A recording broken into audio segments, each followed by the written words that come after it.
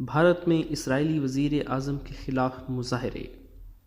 اسرائیلی وزیر اعظم نیتن یاہو کے دورہ بھارت کے خلاف ہندوستان بھر میں احتجاجی مظاہرے جاری ہیں۔ بدھ کو نئی دہلی، حیدرآباد اور ممبئی سمیت کئی دوسرے بڑے شہروں اور ریاستوں میں اسرائیلی وزیر اعظم نیتن یاہو کے خلاف جلوس اور ریلیاں نکالی گئیں۔ مظاہرین نے ہاتھوں میں بینرز اور کتبے اٹھا رکھے تھے جن میں انسانیت کے قاتل نیتن یاہو، جہاں سے آئے ہو وہیں دفع ہو جاؤ، ہم تمہیں بھارت کی سرزمین میں گوارا نہیں کرتے۔ احتجاجی مظاہروں میں ہزاروں افراد نے شرکت کی۔ مظاہرین نے بیت المقدس اور مسجد اقصیٰ کی تصاویر بھی اٹھا رکھی تھیں۔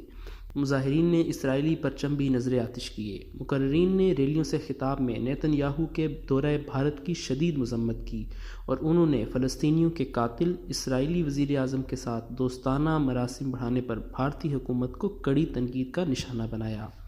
خیال رہے کہ اسرائیلی وزیر اعظم گزشتہ اتوار کو بھارت کے 6 روزہ دورے پر نئی دہلی پہنچے تھے۔ اسرائیل اور بھارت کے درمیان سفارتی تعلقات کے 25 سال میں کسی اسرائیلی وزیر اعظم کا یہ بھارت کا پہلا دورہ ہے۔